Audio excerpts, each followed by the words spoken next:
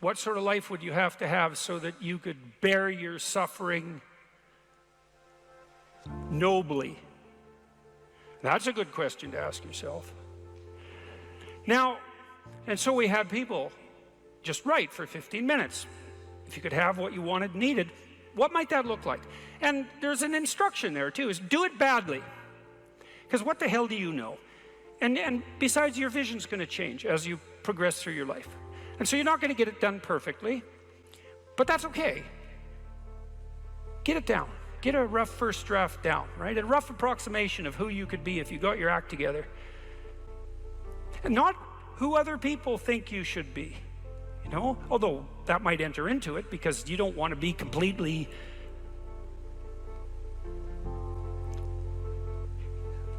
you can't be who you are properly and ignore the fact that you're embedded in a social context. And so you have to take the fact that there are other people into account.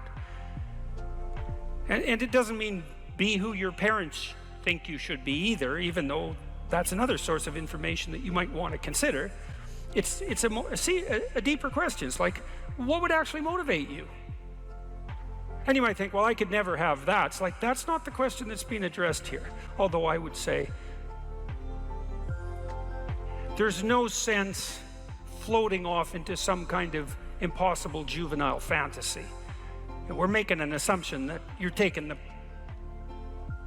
question seriously and that you're going to remain within the bounds of what you regard as sanely reasonable. So that's the first part. Second part was the opposite of that. It's like, okay, now you've specified a goal, where the goal is, in some sense, both your character and your life. And you've specified that rather vaguely. You only had 15 minutes to write about it. And that's a good thing, because now you have something to move toward. Now, I could tell you this technically. This is an interesting thing to know. People say they want to be happy. That's not true, by the way. If you investigate what people mean when they say they want to be happy, they say, I just want to be happy. It's a very funny phrase. It's, what do you mean, just? Like, there isn't anything harder than that.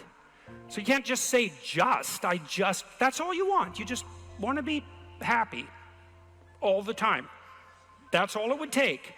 It's like, good luck with that. That's not going to happen. So you can get rid of the just. And then, I want to be happy. Well, maybe. Actually, what people really mean when they say that is they don't want to suffer and be miserable. So really what they mean is they don't want to experience excess negative emotion. And you can find that out if you carefully question people and carefully analyze the answers. You find out they're actually more concerned about avoiding the catastrophic negative than living in a world of hedonistic delight. Now, you also find that while avoiding the catastrophic tragedy, they wouldn't mind having a little bit of hedonistic delight. And so some happiness is interleaved in there. Then you might ask yourself, to the degree that people do want hedonistic delight when they're being happy, what does happy mean? And you might think, well, happy means getting what you want. Happy is how you feel after Christmas dinner. It's like, no, that's asleep, right? That's content and asleep. Now, that's a form of contentment, but it isn't really what people mean when they say that they want to be happy. The happiness that people refer to when they talk about happiness has more to do with enthusiasm. And enthusiasm is an interesting word because it means, it's entheos. It means to be inspired. Inspired is in spirit. It means to be imbued with the Spirit. Well, enthusiastic is to be imbued with the Spirit of God, interestingly enough. And we'll return to that. When do you experience the positive emotion that's associated with happiness? The answer is, not when you've attained a goal, but when you're pursuing one. So you're set up, your positive emotion is associated with movement forward. You could say that your positive emotion is the psychological equivalent of forward movement. just as your negative emotion is the psychological equivalent of freezing or retreating. And so your emotions are very tightly tied to your action. Freeze, retreat, negative. Advance towards a goal, positive. No goal, no positive emotion. Now, if you don't remember anything else from tonight, that's a good thing to remember. No goal, no positive emotion. A corollary of that as well is no goal, confusion. So no goal not only means no positive emotion, it also means confusion, and confusion means anxiety and dread. And so a life without a goal is confusing and hopeless. And that begs the question, what should the goal be? And that's partly what we're trying to establish. You wrote for 15 minutes, you try to develop a vision for your life. Now you have something to move toward. That sets up the precondition for potential positive emotion and happiness. What else do you need to motivate you? Well, how about negative emotion? So what do you do with that? Well, negative emotion can stop you. You might think, well, I'd like to get a better job, but I'm afraid of putting myself out in the job market. I'm afraid of being evaluated. I'm afraid that if I tried something more difficult, I might fail. Then you have your negative emotion opposing you, right? It's anxiety is stopping you. And fair enough, because there are things to be anxious about. But what if you could get your negative emotion behind you, pushing you instead of stopping you? Sometimes in my clinical practice, I would have clients who hated their job. They're laboring under the thumb of a tyrant. And maybe that was partly because they'd turned themselves into slaves, but it didn't matter. They were laboring under the thumb of a tyrant. They needed to make a move, laterally or up. They needed to make a move. And they were often afraid to, and they had their reasons. They didn't want to contemplate their resumes. They didn't want to open up their CVs. They didn't want to face the inadequacies of their past. They were afraid of being evaluated. They were afraid of being rejected. They didn't know how to negotiate. They didn't know how to conduct themselves in an interview. They're afraid of losing the security they'd already built up. They had their fears, and they were real, and those fears stopped them. But they'd come to me and say, oh my God, you know, I'm so miserable. My life is so miserable. And we'd take that apart. And one of the reasons was because they were laboring under the thumb of a tyrant. And then we'd talk that through, and they'd say, well, I'm afraid to make a change. And I'd say, well, that's okay. That's understandable. How afraid are you of not making a change? Let's make a little vision of that. You're 35, you hate your job. What's the consequence? You're not motivated, you don't want to get out of bed in the morning, you're starting to get depressed, you're getting bitter, you're getting resentful, you're getting cynical, you're amotivated at work, you're not doing a very good job, and you're starting to shrink. Now play that out for 10 years. You don't change it, you don't fix it. And what happens? Well, it's not like it's going to get better of its own accord. What's going to happen to you? Well, for sure, at minimum, what's going to happen to you is you're going to be in the same situation, but 10 years older. And if you can't get out of that situation now, what the hell makes you think you're going to get out of it in 10 years? You're 10 years older, you're 10 years more bitter, you're 10 years more cynical. Maybe by that time your marriage has collapsed because who the hell wants to live with you? You're even more of a slave than you were because you've labored another 10 years under the thumb of the tyrant and stepped backwards every time you were asked to, so you got smaller and smaller as the tyrant got bigger and bigger. It's like, think about that, and that means imagine it. Imagine that, okay? Now that's the situation. You're stuck where you are, but it's 10 years from now.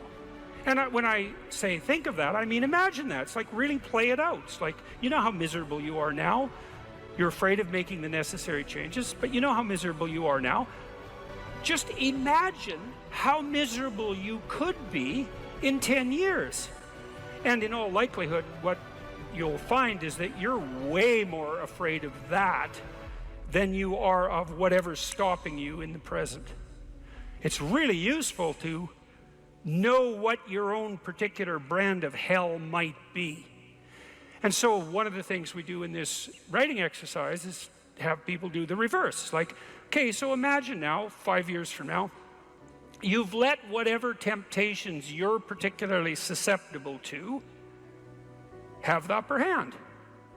And they've augured you into the ground. You know, one person's an alcoholic, another person's a criminal, another person's living on the street, someone else is like skirting the edges of prostitution, somebody else is narcissistic and bitter, somebody else is depressed and anxious. You know where you would fall off the edge of the earth if you fell off in whatever direction you're prone to fall off. Everyone knows that, but we avoid that. You know, that's rule 3. Do not hide things in the fog. Is that the rule?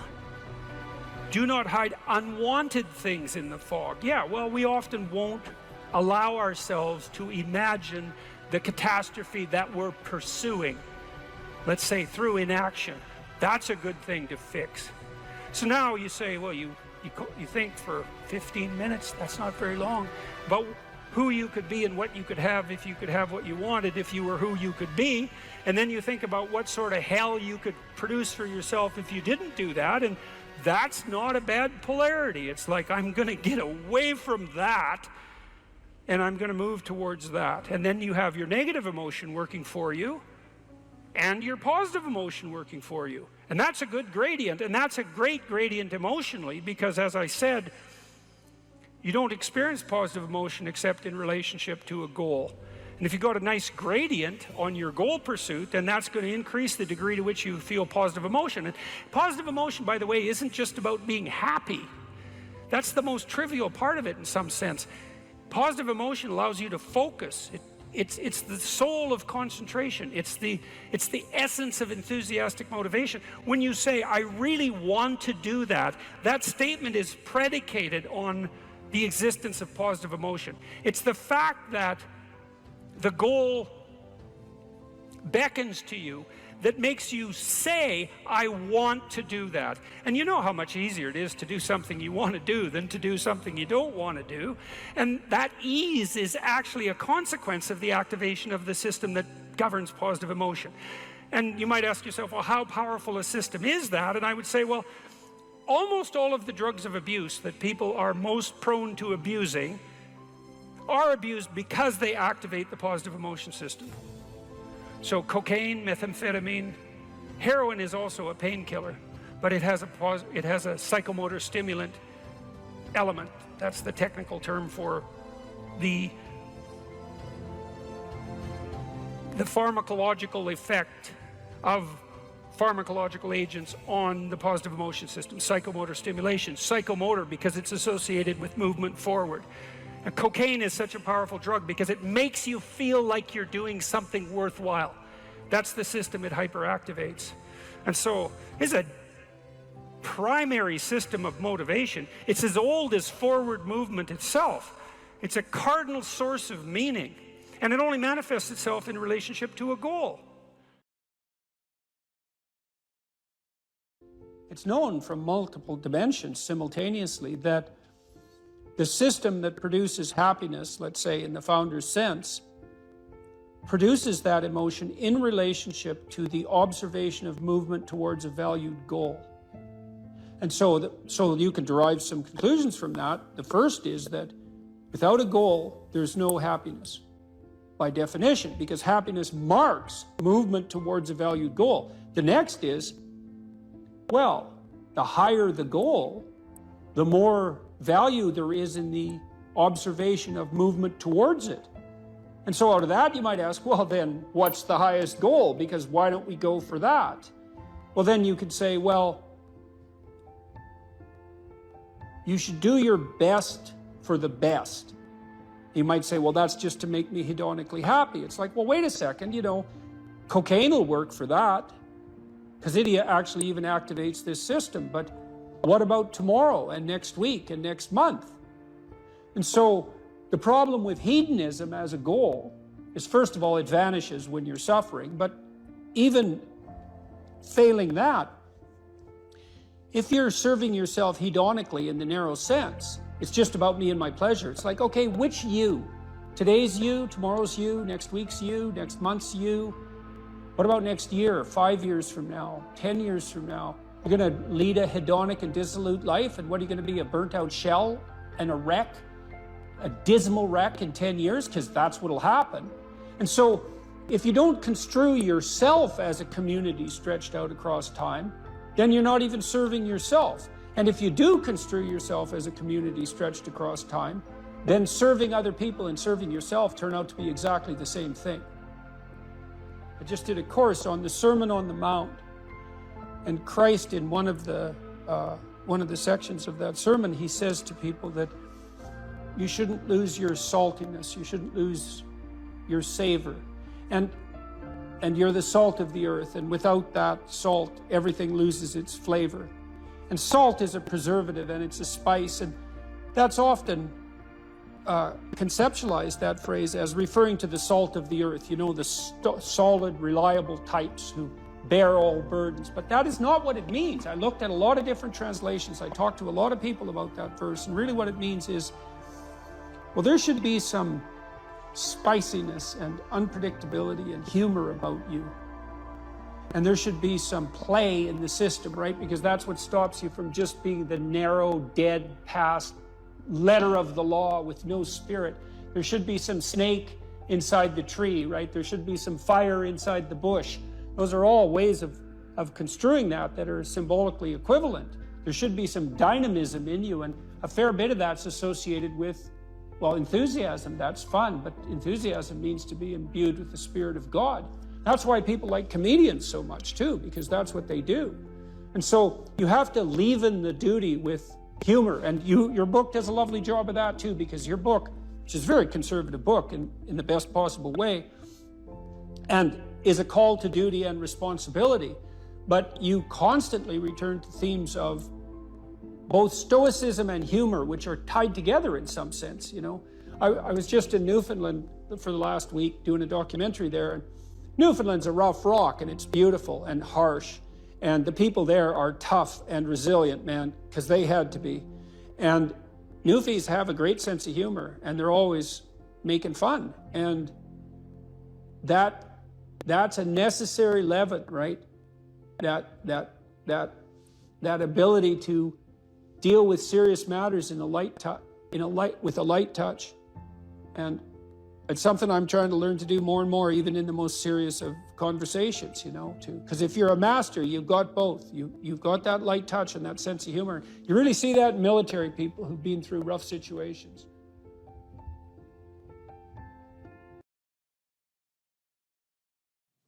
Okay, well, so that's another issue in some sense that seems to make the postmodernist critique even more correct. How in the world are you going to extract out a canonical interpretation of something like that? It's like it's not possible. But here's the issue, as far as I can tell. So the postmodernists extended that critique to the world. They said, look, well, a text is complicated enough. You can't extract out a canonical interpretation. What about the world? The world's way more complicated than a text, and so there's an infinite number of ways that you can look at the world. And so how do we know that any one way is better than any other way? And that's a good question. Now, the postmodern answer was we can't. And that's not a good answer, because you drown in chaos under those circumstances, right? You can't make sense of anything. And that's not good, because it's not neutral to not make sense of things. It's very anxiety-provoking. It's very depressing, because if things are so chaotic that you can't get a handle on them, your body defaults into emergency preparation mode, and your heart rate goes up, and your immune system stops working, and like you burn yourself out. You age rapidly because you're surrounded by nothing you can control. That's an existential crisis, right? It's anxiety-provoking and depressing, very hard on people. And even more than that, it turns out that the way that we're constructed neurophysiologically is that we don't experience any positive emotion unless we have an aim and we can see ourselves progressing towards that aim. It isn't precisely attaining the aim that makes us happy. As you all know, if you've ever attained anything, because as soon as you attain it, then the whole little game ends. Then you have to come up with another game, right? So it's Sisyphus. And that's okay, but it does show that the attainment can't be the thing that drives you, because it collapses the game. That's what happens when you graduate from university. It's like you're king of the mountain for one day, and then you're like serf at Starbucks for the next 5 years, you know? So, yeah. So what happens is that human beings are weird creatures because we're much more activated by having an aim and moving towards it than we are by attainment. And what that means is you have to have an aim, and that means you have to have an interpretation. And it also means that the nobler the aim, that's one way of thinking about it, the better your life. And that's a really interesting thing to know because, you know, you've heard ever since you were tiny that you should act like a good person and you shouldn't lie, for example. And you might think, well, why the hell should I act like a good person and why not lie? I mean, even a 3-year-old can ask that question because smart kids learn to lie earlier, by the way.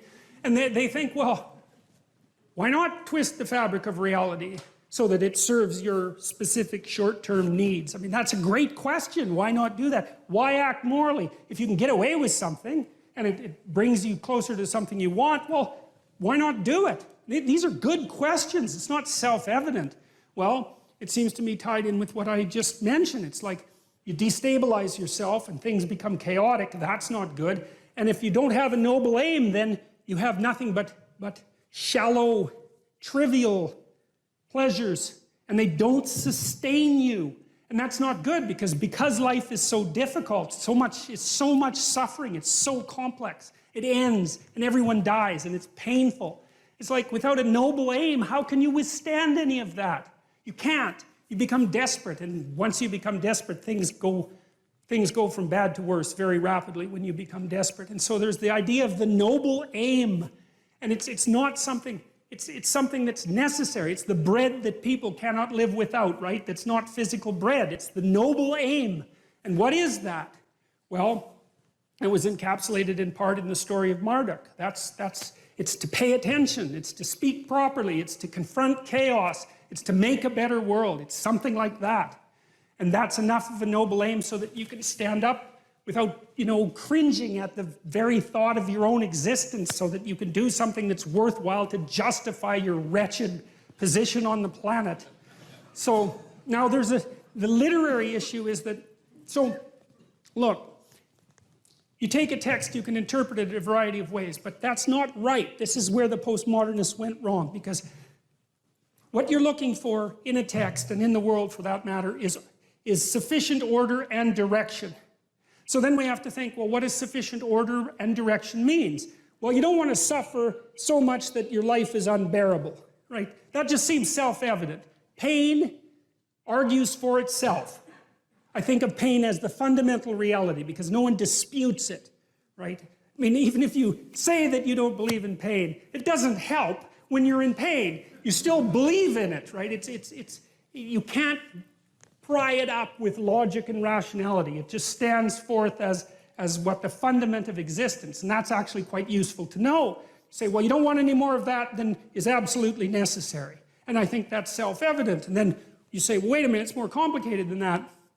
You don't want any more of that that's necessary today, but also not tomorrow and not next week and not next month and not next year. So however you act now, better not compromise how you're going to be in a year, because that would just be counterproductive. That's part of the problem with short-term pleasures, right? It's like act in haste, repent at leisure. Everyone knows exactly what that means. So you have to act in a way that works now and tomorrow and next week and next month and so forth. And so you have to take your future self into account. And human beings can do that. And taking your future self into account isn't much different than taking other people into account, right? Because I remember there's this Simpson episode, and Homer downs a quart of mayonnaise and vodka. And he says, Marge says, you know, you shouldn't really do that. And Homer says, that's a problem for future Homer. I'm sure glad I'm not that guy.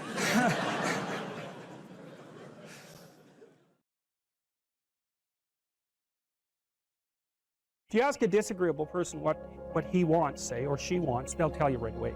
They know. It's like, this is what I want, and this is how I'm going to get it. But agreeable people, especially if they're really agreeable, are so agreeable that they often don't even know what they want, because they're so accustomed to living for other people and to finding out what other people want and to trying to make them comfortable and so forth, that it's harder for them to find a sense of their own desires as they move through life. And that's not... Look, there's situations where that's advantageous, but it's certainly not advantageous if you're going to try to forge yourself a career. That just doesn't work at all. And so even though on average men and women aren't that much different in terms of their levels of agreeableness by the group, if you go out and you look at the extremes, they're very different. So all of the most agreeable people are women, and all of the most disagreeable people are men. And the thing is, the extremes are often what matter rather than what's in the middle. And so one of the ways that's reflected in society, by the way, is there's way more men in prison.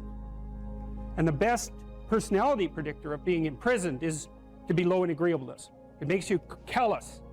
Now you might think, well, what's the opposite of compassion and politeness? And the answer to that is, I think it's best sort of conceptualized as a trading game.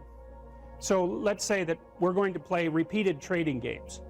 And if you're very agreeable, then you're going to bargain harder on my behalf than you're going to bargain on your own behalf. Whereas if you're very disagreeable, you're going to do the reverse. You're going to think, I'm in this trading game for me, and you are going to take care of your own interests. Where an agreeable person is going to say, no, at best this is, at worst this has to be 50-50, but I'd like to help you every way I can. One of the things you have to be careful of if you're agreeable is not to be exploited, because you'll line up to be exploited. And I think the reason for that is because you're wired to be exploited by infants. And so that just doesn't work so well in that actual world. And one of the things that happens very often in psychotherapy, you know, people come to psychotherapy for multiple reasons, but one of them is they often come because they're too agreeable. And so what they get is so-called assertiveness training, although it's not exactly assertiveness that's being trained. What it is the ability to learn how to negotiate on your own behalf. And one of the things I tell agreeable people, especially if they're conscientious, is say what you think. Tell the truth about what you think. There's going to be things you think that you think are nasty and harsh, and they probably are nasty and harsh, but they're also probably true. And you need to bring those up to the forefront and deliver the message. And it's not straightforward at all, because agreeable people do not like conflict. Not at all. They smooth the water. You know, and you can see why that is in accordance with the hypothesis that I've been putting forward. You don't want conflict around infants. It's too damn dangerous. You don't want fights to break out. You don't want anything to disturb the relative peace. You know, and if you're also more prone to being hurt physically and perhaps emotionally, you're also maybe loath to engage in the kind of high-intensity conflict that will solve problems in the short term, because it takes a lot of conflict to solve problems in the short term. And, you know, if that can spiral up to where it's dangerous, which it can if it gets uncontrolled, it might be safer in the short term to keep the waters smooth and to not delve into those situations where conflict emerges. The problem with that is it's not a very good medium to long-term strategy, right? Because lots of times there are things you have to talk about because they're not going to go away. And the advantage to having a well-socialized disagreeable person is that they really don't let much get in their way. So if you can get a kid who's disagreeable socialized, that person can be quite the creature, you know, because they're very forward moving in their nature and very difficult to stop. But if you don't get them successfully domesticated, tamed, roughly speaking, by the time they're 4, their peers reject them. And that's a big problem, because your job as a parent is to make your child socially desirable by the age of 4. Like you want to burn that into your brain, because people don't know that. That's your job. And here's why. It's easy if you think about it carefully. So you imagine you've got a 3-year-old child, so sort of halfway through that initial period of socialization, and you take that child out in public. Okay, what do you want for the child? Who cares about you? What do you want for the child? You want the child to be able to interact with other children and adults so that the children are welcoming and smile and want to play with him or her, and so the adults are happy to see the child and treat him or her properly. And if your child's a horrible little monster because you're afraid of disciplining them or you don't know how to do that properly, then what they're going to do is they're going to experience nothing but rejection from other children and false smiles from other parents and adults. And so then you're throwing the child out there into a world where every single face that they see is either hostile or lying. And that's not something that's going to be particularly conducive to the mental health or the well-being of your child. If your child can learn a couple simple rules of behavior, like don't interrupt adults when they're talking too much, and pay attention, and try not to hit the other kids over the head with the truck any more than is absolutely necessary, and share and play properly, then when they meet other kids, the kids are going to try out a few little play routines on them, and that's going to go well, and then they're going to go off and socialize each other for the rest of their lives. because that's what happens, is that from 4 years old onwards, the primary socialization with children takes place among other children. And so if the kids don't get in on that early, they don't move into that developmental spiral upwards and they're left behind. And you can imagine how terrible that is, because a 4-year-old will not play with another 4-year-old who's 2. But a 5-year-old certainly will not play with a 5-year-old who's 2, right? Because the gap is just starting to get unbelievably large. And so the kids start out behind, and then the peers leave them behind, and then those kids are alienated and outside the peer group for the rest of their life. Well, those are the ones that grow up to be long-term antisocial, right? They're already aggressive. It doesn't dip down. Now, what happens to normal boys, roughly speaking? Imagine the aggressive 2-year-old types. They get socialized, so their level of aggression goes down, and then they hit puberty and testosterone kicks in, and bang, levels of aggression go back up. And so that's why males are criminals between the ages roughly of 16 and about 25. So, and it matches the creativity curve, by the way. It's so cool. If you look at the spike of creativity among men, 16 to 25, and it starts to go down, criminality matches that absolutely perfectly. So that's quite cool. So, and so the testosterone levels raise the average level of aggression among men. It's more dominance than aggression, actually, and testosterone is by no means all bad. And then it starts to decrease at about age 25 or 26, which is usually when men stop staying up late at night, stop drinking as much, develop a full-time career, and take on the burdens and responsibilities and opportunities that are associated with a long-term partner and family. And so, well, so that's the development of what I would call predatory aggression, because I also think that the agreeableness distribution is probably something like predatory aggression versus maternal sympathy. It's something like that. So if you look at other mammals that are predators, because we're predators as well as prey animals, if you look at other animals like bears, the male bear has absolutely nothing to do with the raising of the infants. In fact, the female bears will keep the male the hell away, because he's likely to kill the infants and maybe even to eat them. So there's no maternality at all in solitary male mammalian predators. It's really useful to investigate the viewpoints of people who have opposing views to yours, because they'll tell you things. Not only will they tell you things you don't know, they'll also tell you how to see the world in ways that you don't see it. And they'll also have skills that you don't have, that you could develop. So for example, if you're an introverted person, it's very useful to watch an extroverted person, because the extroverted person has ways of being in the social world that aren't natural to you, that you can use to improve your toolkit. And if you're disagreeable, one of the best things to do with disagreeable people, especially if that's alienating them from other people, for example, because it can, you know, people treat you like you're a selfish, arrogant son of a, maybe that's because you are. It's like, okay, so what do you do about that? One of the most promising treatments, let's say, for that is get the person to do something for someone else once a day, just as a practice, and learn how to do it. Maybe you can wake the circuit up, you know, if you think that it's lying dormant in you, which is probably right. You know, I think we have a very wide range of propensities within us. Some are switched on, genetic propensities. Some are switched on, but I think that if you put yourself in the right situation or walk yourself through the right exercises, you can switch some of these other things on as well. But it takes work and dedication and discipline. I would say, generally speaking, if you want to adapt yourself properly to life, you should find a niche in the environment that corresponds with your temperament.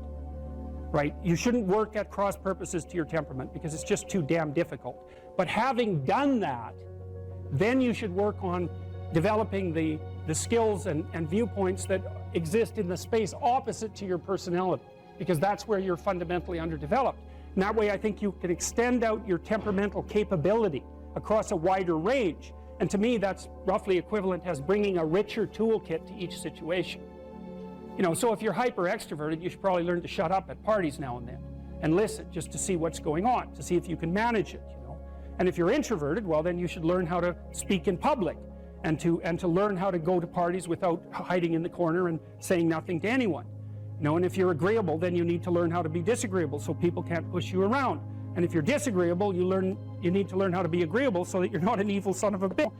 So, and the same thing applies even in the conscientious domain. It's like if you're too conscientious, you need to learn to relax and let go a little bit. And if you're unconscientious, it's time, like, get out the Google Calendar, man, and start scheduling your day, right? And beat yourself on the back of the head with a stick until you're disciplined enough so that you can actually stick to something for some length of time and not living in absolute squalor, which is something that would characterize someone who's very disorderly, for example, because they don't notice.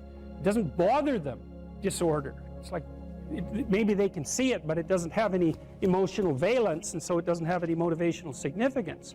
You know, so the other thing you might want to think about too, if you're choosing a partner, is try not to choose someone who's too distant from you on the temperamental variables, because you're going to have a hard time bridging the gap. You know, it's hard for an introverted person and an extroverted person to coexist. And it's really hard for an orderly person and a disorderly person to coexist, because they will drive each other nuts. Why don't you pick up? Why are you so obsessed by it? That's the basic argument, you know. So it's useful to know about your temperament so that you can negotiate the space with your partner as well. And I don't think you should try to find someone who's exactly the same as you, because then you don't have the benefits of the alternative viewpoint. But you got to watch it, because you may hit irreconcilable differences of various sorts. And I've seen that most particularly among couples who are high and low in openness. That's a rough one. And also high and low in conscientiousness. That's another rough one, because they just cannot see how the other person sees the world at all.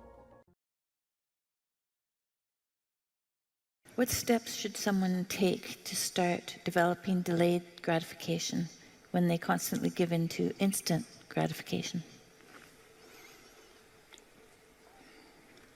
Well, okay, imagine, I know the answer to this to some real degree, because I had graduate students in particular who I picked because they were very smart and often very creative, but sometimes they weren't very conscientious. So they had a hard time delaying gratification. And so, well, I would say, if you would like to discipline yourself, which is a very good idea, you need to pick a direction. Pick a direction you want to go first. Pick a goal you would like to attain. And a medium to long-term goal. You might imagine something you need and want, some attainment that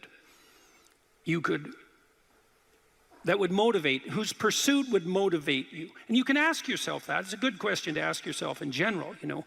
This is a very good question to ask yourself, is if you could have what you needed and wanted, what would that be? And that's a meditative question. You don't want to force an answer out of yourself. You want to ask yourself that like you would ask someone else. If I could have what I wanted, what would that look like? And you can ask yourself that in a more differentiated way. If I could have the relationship that I needed and wanted, if I could have the friendships, if I could have the job or career, if I could have the educational pathway, if I could adopt civic responsibility in an optimized manner, if I could engage in some creative enterprise, if I took care of myself properly, if I regulated my susceptibility to temptations, what would that look like if it was optimized? And then that sets you up a goal that has some motivational force. This is worth doing. And then you might find, well, you don't do it anyways. And then I would say, well, that's because you're biting off more than you can chew. The next goal is to take your goal and to fragment it into micro goals until you find a micro goal that's small enough that it still presents some challenge that you will do. And so I've become, one of the things I'm known for, I suppose, is my advice to people to clean up their rooms. And the people who think I'm their enemy laugh about that rule, because of its simplicity, let's say. But the only reason they think it's simple is because they've never tried it. It's actually extremely difficult. And it was very frequently the case that, well, it's very difficult to put your room, your office, your bedroom in order. I mean, you think about your bedroom, hypothetically, let's say you're married, you share that room with someone else. Is your bedroom in order? Really? And I don't just mean, you know, is it neat? Maybe it's too neat. Maybe it's too orderly. Maybe it's too sterile. Maybe it's too bare. Maybe that characterizes your whole bloody relationship. Maybe, really? And maybe that is genuinely reflected in the state of your room, because it's very probable that that room is a microcosm of your marriage. It's highly probable. And so what that would mean is to organize that room would require the organization of your marital life, not least because if you want to put that room in order, you're going to have to negotiate with your wife about how that's going to be done. And while you're making that negotiation, even in relationship to the micro details, you're going to encounter almost everything that's wrong with your relationship. And so, you know, you might ask yourself when you walk into your bedroom, I hate this bedroom. It's like, you should really think that through. And then you need to think through what you would need to do so that you love that room, or even more complexly, so that you both loved it. Because that's a tough thing to attain, boy, because you're going to have differences in taste, you're going to have differences in orderliness. There's all sorts of things that you're going to have to negotiate in order to make that room you both inhabit jointly desirable. Anyways, you set yourself a goal, ask yourself what goal you want to set, and then break the goal down into steps that are small enough so that even someone as pathetic as you could manage them. And that requires a tremendous humility. I know it was frequently the case, for example, with my clients, that I would do an analysis of their situation in life, and let's say, just for the sake of argument, that someone was 30, living at home, in the bedroom they grew up in high school, in a complete bloody state of disorder, both moral and practical. And one of the relatively simple steps that we might agree upon with regards to moving forward is the person might think, well, you know, I'm 30, I'm really immature, I haven't taken any responsibility for my life, my mother still makes my bed and cleans up after me. It's like, well, why don't you just start with that? You know, because you're not going to just fix your life. Why don't you just try to clean up your room like you're a mature 14-year-old instead of a dreadfully dismal 30-year-old. And so, first of all, it's really hard for someone, even if they're desperate, to admit that that's necessary, right? Because it's so bloody humiliating. I mean, really, I'm so damn useless that my basic goal is going to be to clean up my bedroom. It's like, well, looks like it. And actually, it's worse than that, because then you ask the person, you negotiate with the person, they say, well, I'll try to clean up my room. Then they come back the next week and they say, I had one client, this was so funny, he's going to vacuum his rug. That was his goal for the week. He just had a child out of wedlock, and he was afraid that he was going to be a very bad father, which was a very realistic fear. And so he wanted to put himself together, you know, and so that's why he came to see me. And he lived in this squalor, and one thing we decided to do was that he could vacuum the rug, which he hadn't done for like 12 years because his mother would do it. And so it was so funny, it's so unbelievably comical. He went and got the vacuum, a stand-up vacuum, an upright vacuum, and he brought it into his room, but he didn't bring it all the way in. He put it in the doorway, leaning like this across the doorway. And then instead of vacuuming his room, he stepped over that bloody vacuum cleaner for a whole week and then came and told me that he couldn't do it. It's like, it's not surprising to me at all, because you think, well, that's such a trivial thing. It's like, if it was such a trivial thing, he'd have a clean room. It's not trivial at all. That chaos in his immediate environment was deeply emblematic of the chaos of his life. They were the same thing. And so for him to even begin the process of bringing order to chaos, which is a divine process, by the way, and the highest moral requirement, he had to be willing to face the catastrophe, the chaotic catastrophe of his life. And he hadn't done that for like 30 years. Why was he going to start that week? Just because he said he was going to? It's like, good luck. So what you do as a therapist in that situation is you just make the task smaller until you find a task so small, but still moving forward, that the person will do. So I might have said, I don't remember the particulars of the situation, I might have said, well, do you think you can get that vacuum cleaner? Do you think you could move it out of the doorway into your room? That's all you have to do this week. Do you think you can do that? And I'd say that and offer that without being contemptuous. Like, you have to be very careful about such things. And I know that this is more complicated than it looks. And I also know that the first step taken towards the domination of chaos and its transformation into order is a cardinal and difficult step.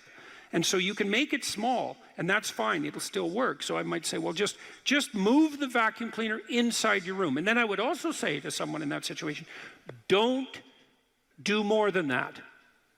If the agreement that you've made with me and with yourself is that that's enough, abide by the contract that you've written with yourself and allow yourself to be grateful for the fact that you had the courage to take even a single step forward. And don't push your bloody luck, because maybe you'll have a brief fit and vacuum the whole rug, and then you'll be so annoyed at how you've destabilized your entire life that you'll redouble your attempts to make a mess, and the place will be more like hell than ever for 2 months. It's very probable that that sort of thing will occur if you break the contract you've set with yourself. The upside of this is, because you think, oh my God, that's so dismal, I have to start that low. It's like, yeah, probably, especially if it's a real difficult thing you're trying to sort out. You have to start as low as you are useless, and that's low. So, but the upside is that progress accelerates. It's not linear, and so if you take once you take the first step, the probability that you'll take a slightly larger second step increases, and that increases non-linearly.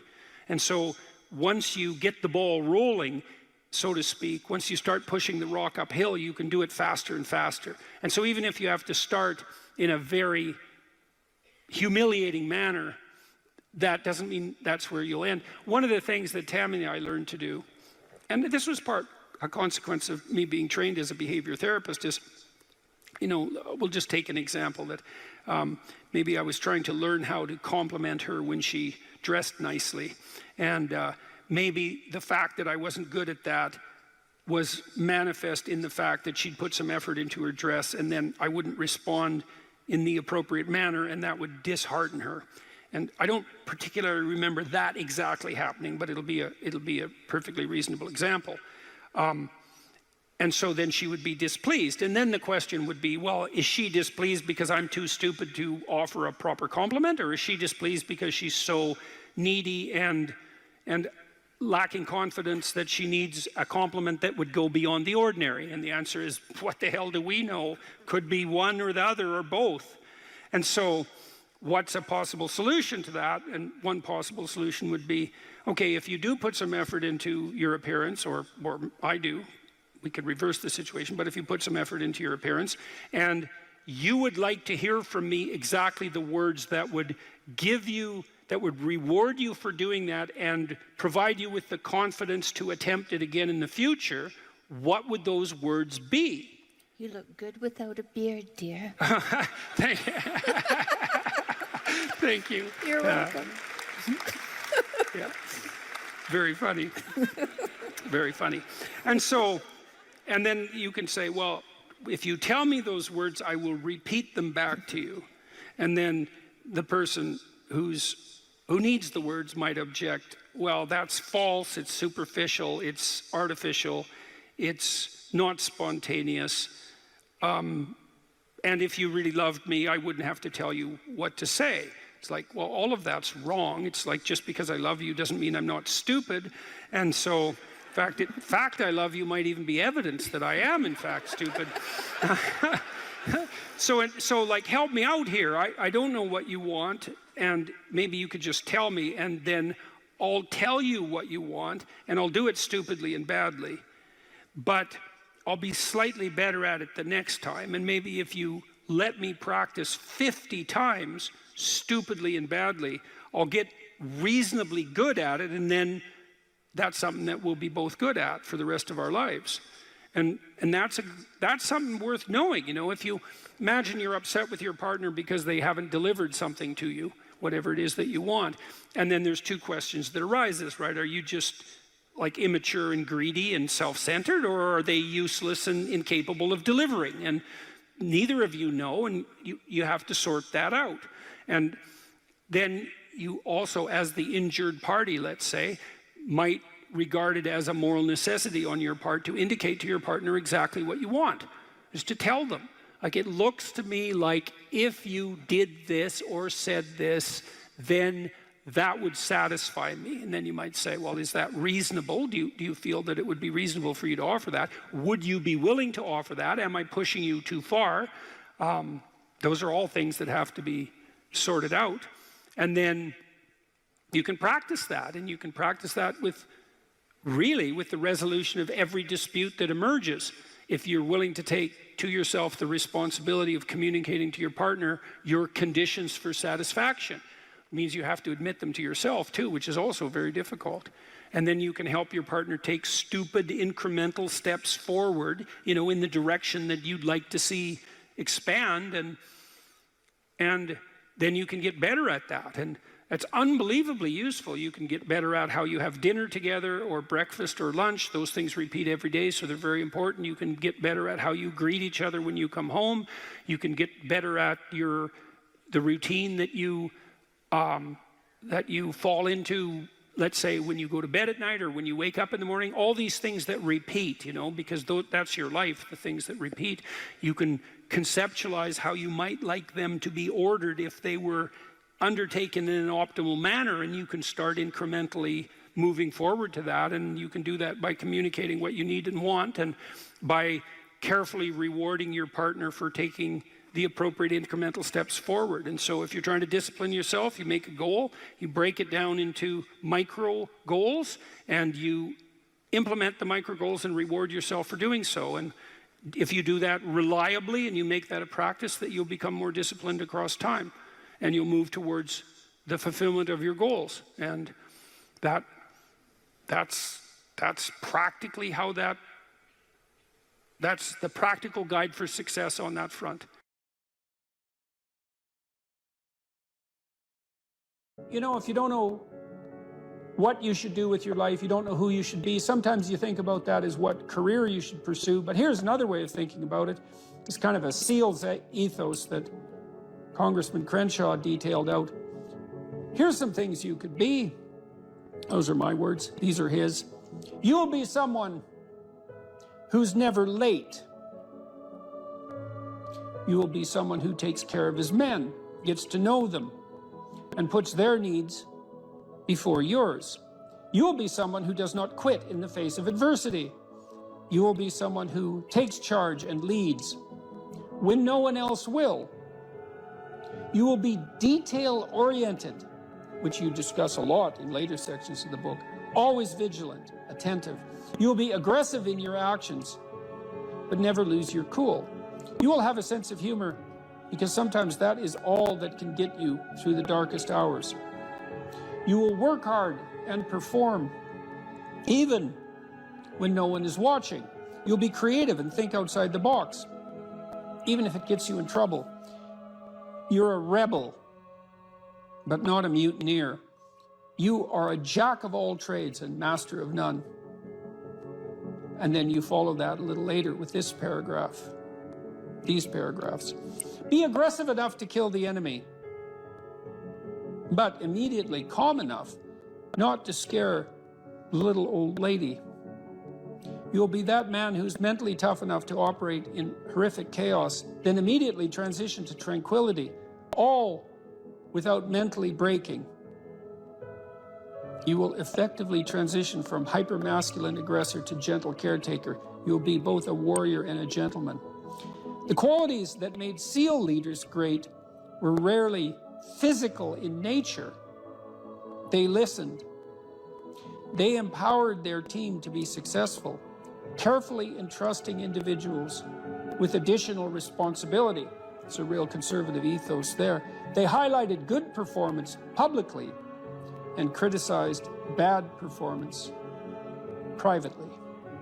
And so, well, those are lists of virtues, and maybe they're not the only list of possible virtues, probably not. But if you're lost and you don't know where to start, practicing, you also talk about this idea that this is an Aristotelian idea, that we are our habits. We become what we practice. And imagine if you're lost and you're listening, you think, Well, you find some things admirable. Well, you could practice those things, and you can practice them locally and minimally in your own relationships, and you can start to get good at them. And as you get good at them, well, you get better at them, right? And then you can broaden out the scope of your action into a wider purview. So you said here too, let's go for another quote here. Throughout your life, this is very practical advice too, and I think it's very wise from a therapeutic perspective. Throughout your life, you have people you look up to. Okay, so let's think about that. You look up. What does that mean? Why up? Well, up is something that beckons from a distance. It's like a light on a hill, and we automatically assume that those who we admire are people we look up to. So that specifies a distance and a direction, and it's uphill. It's up toward a higher vista, let's say. So there are automatically people who elicit that spirit in you. You have noticed the way. Might also imply that there's some sense of struggle required to get to that point, because it's easier to go downhill than it is uphill. Yes, definitely. That's right. It's an uphill trek. And it also implies judgment, because if someone's above you, then they also serve as a judge, or you serve as a judge in relationship to them, because you compare yourself unfavorably with them. And that can also inspire you to tear them down. That's really the story of Cain and Abel, and that's a major story. You have noticed the way a teacher, parent, coworker, mentor, or friend interacts with others, and you come away thinking, that behavior simply works better. They are respected, admired, and successful. And you find yourself wondering why that is. You do if you're a little bit humble instead of being envious, right? Because otherwise you think, well, that damn crook, he just stole his position, and that's why he's got it. But if you're a bit humble, you might think, well, no, that guy looks successful. Maybe he knows something I don't. You are noticing attributes and character traits that are good and worth aspiring to. You are noticing attributes that make certain people more successful than others. You are noticing what a hero looks like. And in the process, you are discovering a path made up of desirable personality traits that helps you ascend in social hierarchies. That's Jacob's ladder, by the way. That ladder that is the hierarchy to the good. That's the vision Jacob has of the pathway to God, is that it's a hierarchical structure with the thing that's ultimately good at the pinnacle, by definition, right? The best of all possible goods. And then there are intermediary structures all the way up, and beings inhabiting those structures. And this isn't metaphysical. It's like, if you find someone you admire, the reason you admire them is because they're higher up in that heavenly hierarchy, so to speak, than you are. And your whole nervous system tells you that. You're compelled to listen, you're compelled to pay attention by the action of your own unconscious mind. You know, what's interesting about this point of identifying these heroes or at least role models, you can call them either one. I just thought heroes was a more compelling word to use for the sake of writing it. But what's interesting about it too is how pop culture actually plays a pretty important part of this, because like there's plenty of people who simply don't have these good role models in their lives, and you have to acknowledge that. And so where are they supposed to turn? And it's maybe one of the reasons that it's so important to fight these cultural wars that you and I engage in on a fairly regular basis, that they become a serious part of our politics, which at the same time is necessary, but also deeply, deeply unfortunate. I do think the attack on pop culture from this progressive victimhood left has reached a ceiling. I think there's a serious backlash. You look at movies like Top Gun, the recent one, Top Gun, and maybe like the highest grossing of all time. Absolutely phenomenal movie, really fun to watch. Why? Because it just had all of these classical virtues infused within it, about relationships and about how you treat people and what the consequences are for treating people as such. That these things speak to people in a deeper way. They can't necessarily articulate them, but they understand it when they see it. And there's these sort of radical minorities that are very loud that want that changed. You know, they want something else to be on that hill, but people react against it because it's not true. There's no truth to that. And something cries out from inside of them then, and that can be appealed to by a storyteller. I saw the same thing in the Marvel Avengers series, is that there is a return to any wide range of classical virtues, certainly brotherhood, a kind of a military ethos, sacrifice, a striving upward, certainly masculine virtues, the combination of the Hulk and Iron Man, for example. There's a monstrous element to the Hulk, but he's a hero in a strange sense, and he's also the revitalizing force for Iron Man when he just about dies, and that's all. The reason those movies were so necessary and so attractive is because they are, in fact, addressing a radical conceptual void in the culture, and it's a void that you're addressing in your book, especially with your appeal, trifold appeal, let's say, to duty, responsibility, and humor at the same time, right? Which is a kind of stoicism in the face of catastrophe.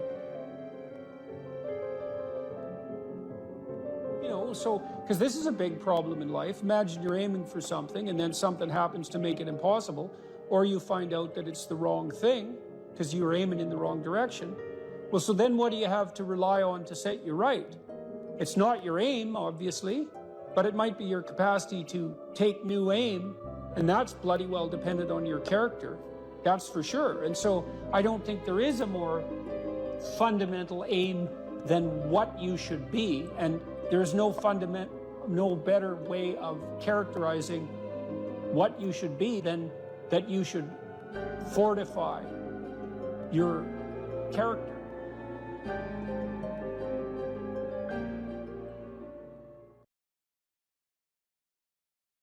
In the future authoring program, which is the one we've done the most research on, so if people do this for 90 minutes badly before they go to college, it'll decrease the probability they'll drop out in the first year by 50%. That's amazing. And it works particularly well for people who are most likely to drop out. So a lot of psychological interventions help the good performers do even better and don't help the bad performers that much. And why do you think it helps them more? Well, I think the good performers already have a bit of a vision and a plan, whereas the bad performers, they're really ambivalent about what they're doing because they don't have a plan. And we'll talk more about why this is so important. So if you don't have a reason to do something, and then a reason not to do it comes up, well, then you just not do it, because not doing things is real easy. You can just sit there and not do things all day. Doing things takes effort, and so any resistance is likely to, it pushes back against you. And so going to college, it's like, well, why is that difficult? Well, you have to get up, you have to go to your classes, you have to do the assignments, you have to do the reading, you have to write the tests, you have to believe that this path is somehow better than any other path you could be on, and there's innumerable other paths, and that it's better in some fundamental sense than just doing nothing or playing games or being purely hedonic. So there's a lot of, because it's difficult, there's a lot of obstacles. And if you don't have a reason, well, why would you overcome the obstacles? And so what happens when you do the future authoring program is two things. Is first of all, you construe yourself as the sort of person who could have a reason, right? Who could make a vision and impose it on the world. And how do you do that? And then second, you actually develop a vision. Okay, so the first thing the program asks you to do, and it's got a biblical element to it in some fundamental sense, although that wasn't so explicit when we first developed it, but I came to realize that later. There's a statement in the Gospels. Christ says to his followers, ask and you'll receive. Knock and the door will open. Seek and you'll find. And you listen to that and you think, no way, man, it can't be that easy. Well, it's that easy. Because let's think about what wanting means. You want something. You want to find, so you'll seek. How hard are you going to seek? Maybe you're after the Holy Grail, right? Or you're after the gold in the dragon's lair, or the jewel in the toad's head. You're after something that's guarded by some monstrous figure. You're going to seek? How committed to that are you? And there's a total commitment in that in a fundamental way. Is like you should be humble enough to be open to learning, to radical transformation, to the probability that you're really wrong if you're not finding what you're seeking, and the willingness to sacrifice virtually everything of lesser value for that goal. Otherwise, you do not want it. You did not ask. You are not seeking. You did not knock on the door. Well, this is the development of a vision. Now, you can construe consciousness as the implementer of the vision in the broadest sense. So what we really confront as human beings isn't a deterministic world that runs like clockwork, that the past pushes forward in an algorithmic or deterministic manner. That isn't how the world works. The way the world works is that we confront a horizon of possibility that's not predictable. It's somewhat predictable the way a musical piece is predictable. So it's rule governed, but it's not predictable in a deterministic way. And it's full of possibility and potential. That's actually its nature. It's potential in its nature. And to maximize the quality of our interaction with that potential, we have to impose a vision on it and then pursue the vision. And so when you do the future authoring program, well, that's what you're trying to do, is develop a vision. So here's the first exercise. It's like, okay, here's the deal. All right. You get to have what you need and what you want. Maybe even better, you get to have what you need and want if you were treating yourself properly. So imagine, first of all, that you were treating yourself properly because you actually cared for yourself. Okay, and say you don't. Yeah, well, you don't. How do you help somebody? Well, you at least ask them to open the door to the possibility that maybe they could. So just imagine that you did. Not that you are, that you could, but that you tried. Think, okay, I'm a valuable person, maybe. And if I was treating myself like I had intrinsic value, like if you were treating yourself like you were someone you loved, so you could imagine doing this for someone you actually cared about. Because most people care about someone that isn't them. So do you identify someone you care about? Well, you can, yes, you can say, because it does tell you. It's like, well, if you're not so good at caring for yourself, imagine someone you love and then pretend that you're bringing that attitude to bear on you with all your faults and inadequacies. I'm not being casual about this. It's hard for people to do this, right? Because we know our own flaws so deeply. It's hard for us to take care of ourselves. But imagine that you should take care of yourself and that you could and that you did. Just imagine that. So that's opening up at least the door, right? Yeah.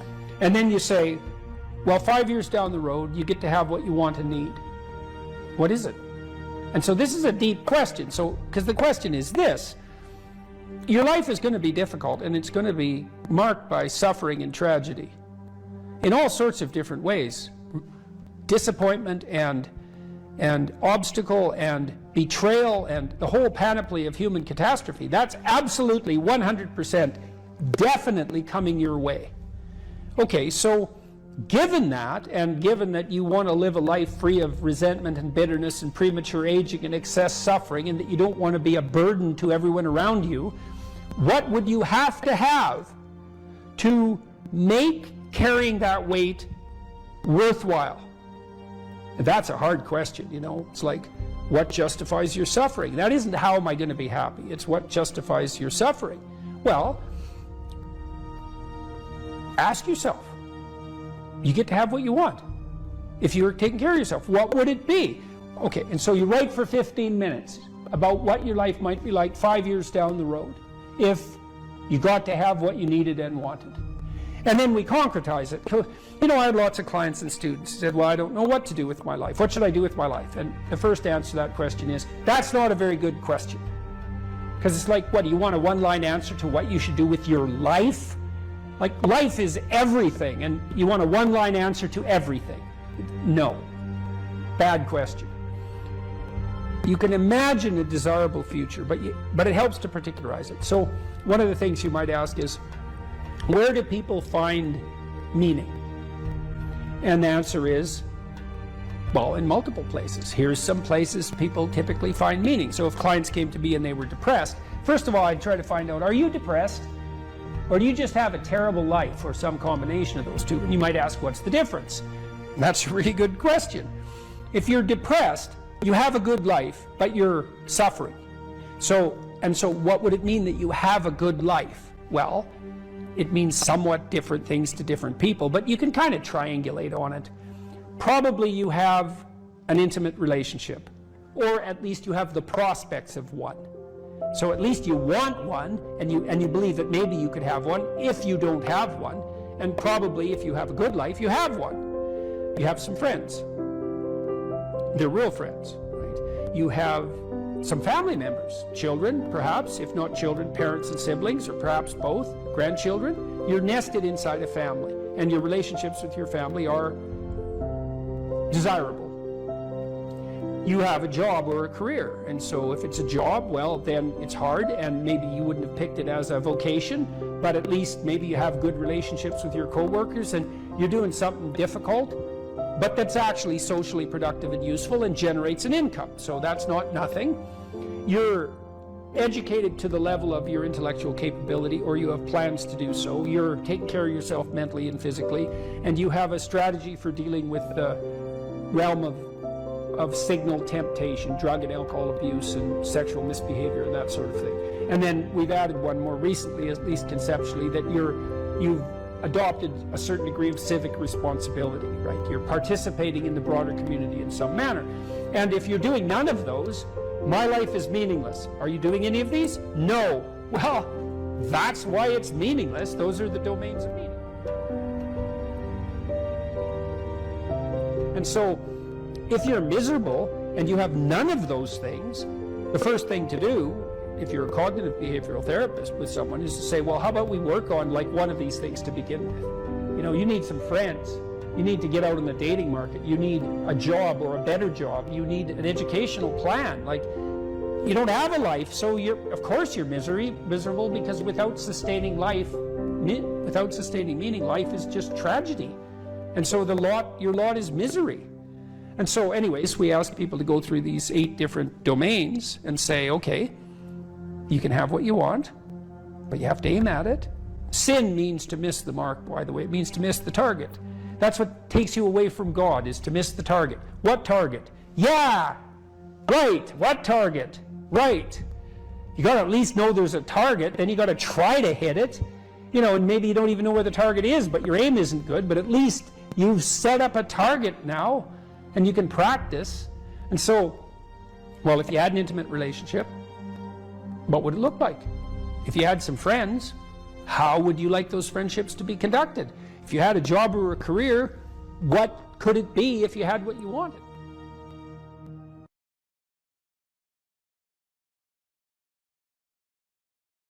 You're sitting on the edge of the bed trying to have an honest dialogue with yourself, and the little voice says, you know, it's pretty disgusting in here. And you think, well, I'm way above such trivial niceties as organizing my room. It's like, well, that's pride. That's arrogance. If you're above organizing what's actually yours, how in the world are you ever going to organize anything else? And so you get on your knees and you think, well, it's time to, you know, take a brush to the toilet. And maybe that's where you start.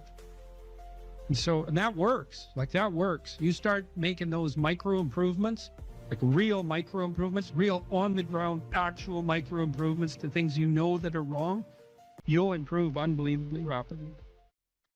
There's always people out there who are doing far better than you on pretty much anything you want to imagine. And if all you're doing is seeing yourself in their reflected light, let's say, then it's going to be pretty damn dismal. But it's not a good comparison because, well, first of all, there's danger in just comparing yourself to others, period, because they're not you, and God only knows what struggles they had to undertake to get to where they were, or what burdens they're currently carrying that you're not aware of. But you can certainly contrast yourself with yourself, and that's a lot better. It is the only way. Well, it's also the only way of really measuring anything approximating proper improvement. You can actually tell when you're a little better than you were yesterday. Right. And you can actually do that. That's another thing that's so interesting about it, is that you can actually make yourself a little better in some way, pretty much. Well, I don't know if it's at every moment, but you can certainly do it every day. Let's say you want to become who you could be in the fullest sense. So let's say you're someone who's going to solve some serious problems. Okay, the first thing you have to do is admit to the seriousness of the problems. That's no joke. And so the first thing is just the terror of the problem itself. And that's enough to paralyze you, right? And that's the Hydra, that's the Gorgon with the head of snakes. It'll paralyze you and turn you to stone. That's the basilisk in the Harry Potter series. Mm-hmm. You look at it and it turns you to stone and lurks underneath everything, right? And it's malevolence and tragedy. And so there's that. And then the next is, well, you're going to take responsibility for that? You're really going to do that, are you? That's a hell of a load, man. And so it's daunting to even consider that. And then there's the discipline and responsibility that necessitates, which is also daunting. It's like, oh my God, the problem's that serious. I'm really going to have to get my act together in order to not contribute to it, much less solve it. And so the problem is terrible. And then the solution is daunting. But the upside of that is like, well, there isn't anything better to have than a problem that's worth solving, like that's really worth solving, right? And so the more of that you take on, the more you have a reason to get out of bed in the morning, no matter what. Like, I'm getting up, I'm trudging forward. Doesn't matter what I'm suffering from. I've got things that need to be done. They're necessary. And that gives you that sense of purpose that is the antidote to bitterness. Okay, well, let's say you want your life to be meaningful. It's like, okay, then what you do matters. It actually matters. Or how starting to clean up the room changed their life. That's quite fun because it's something I always tell people to do instead of going out and protesting. Jesus, I just can't stand that. Cleaning up the room? Yeah. Meaning? Well, my sense is that if you want to change the world, you start from yourself and work outward because you build your competence that way. It's like, I don't know how you can go out and protest the structure of the entire economic system if you can't keep your room organized. Well, I made a video which was called Message to Millennials, where it was called How to Change the World Properly. A bit of on the pretentious side, I suppose, but I was trying to produce something that was a counterposition to this idea that what you should do is go out and fix up other people. You know, that's just not right. And there's a New Testament line about that, something about, you know, not worrying too much about the log in your neighbor's eye or about the speck in your neighbor's eye when you have a log in your eye. What would the world be like if people stopped avoiding the things they knew they should do? You know, because the question is, how much are we contributing to the fact that life is an existential catastrophe and a tragedy? How much is our own corruption contributing to that? That's a really worthwhile question. The things you leave undone because you're angry, you're resentful, you're lazy, you have inertia. Well, you consult your conscience and it says, well, you know, that place over there could use a little work. It's the same as working on yourself, and so you clean that up because you can, and then things are a little clearer around you, and you're a little better off because you've practiced a bit, and so you're a little stronger, and then something else manifests itself and says, well, maybe you could like take a crack at fixing me up too. So you decide to do that, and then that gets a little bit more pristine. You know, and soon, and it's humble because you're not exceeding your domain of competence. You know, it's like, don't be fixing up the economy, 18-year-olds. You don't know anything about the economy.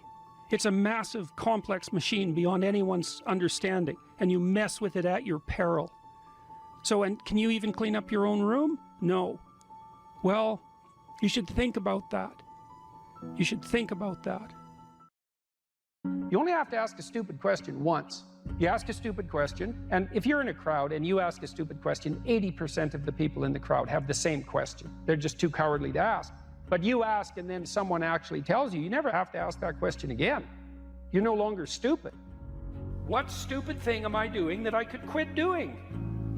That I would quit doing? Because those aren't the same thing, right? Because you know there's stupid things that you're doing that you're just not going to quit doing because you like them. But there might be something on the edge there where you could stop that. If you want to know something about yourself, sit on your bed one night and say to yourself, you got to mean this, like you got to be desperate. This is no game, this. My life is not everything I want it to be, and perhaps it's not everything that I need it to be. And by need, I mean my life is so unbearable that the suffering that's attendant upon that is make me nihilistic, cynical, bitter, resentful, driving the proclivity to see evil everywhere except within my own heart. Like, these are problems, man. And you ask yourself, you sit on the bed and say, okay, man, I'm ready to learn something. What's one thing I'm doing wrong that I know I'm doing wrong, that I could fix, that I would fix? It's like, you meditate on that, you'll get an answer. And it won't be one you want, but it'll be the necessary one. You know, and it's often something that will point you to small things. Like, that works. You start making those micro improvements, like real micro improvements, real on the ground, actual micro improvements to things you know that are wrong, you'll improve unbelievably rapidly. There's never been a better time for the majority of people to be alive, and the future although we're vulnerable and terrible things can always happen to us, it's hard to make a case that the future doesn't look comparatively positive. We're becoming extremely technologically sophisticated, and the world is changing at an incredibly rapid rate, and the only way we're going to be able to manage that in a positive way is if each of us, or as many of us as possible, are capable of making wise and careful and truthful decisions. And if we do that, then maybe things can continue to improve. You don't get people to stand up on their own 2 feet and to adopt responsibility if everything is given to them. And that's a real conundrum.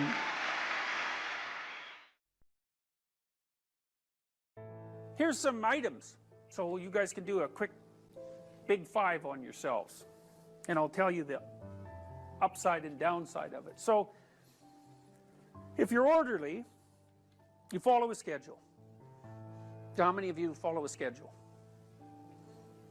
Okay, and how many of you don't? Okay, so one thing I would recommend is that you do. And I'll tell you why. Like, intelligence is a very good predictor of academic performance. And there's not a lot you can do about your intelligence. I mean, you can squander it, but it's very difficult to improve it. Conscientiousness, well, it's a trait too, so it's hard to work on, but we know that conscientious people get better grades, and it's reliable, and it's a powerful effect. And so if your time use is organized, then the probability that you're going to be successful is very high. So one of the things you might think about is make friends with a calendar, like Google Calendar or something like that. And I can tell you some tricks about that, because really it is important. Like, and I'm not kidding around about this. If you're low in conscientiousness, it's really going to trip you up as you walk through life. There's not very many advantages to it that I've been able to see, and I'm not assuming that just because you don't follow a schedule, you're low in conscientiousness, but it is one of the items that mark it. The advantage I've seen so far to being unconscientious is that if you become unemployed, it doesn't bother you as much. And I mean, that actually turns out to matter in some situations. So like, you know, if a big company has to shed 50% of its employees, it's the conscientious people are going to suffer themselves to death for it. And the unconscientious people, they're not going to care anyways, because they weren't working anyway. So it doesn't matter if they have a job or not.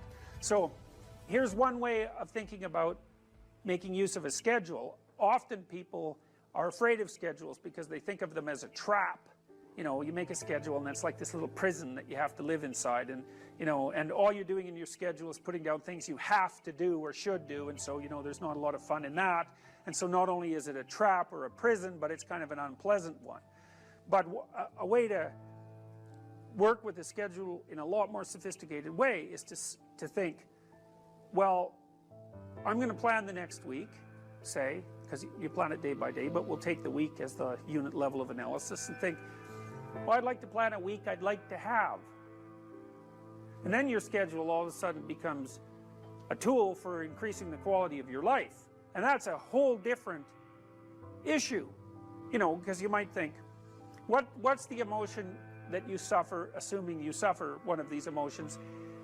If you have an essay that's due and you're not doing it, like, would you regard that as a pleasant emotion or unpleasant emotion?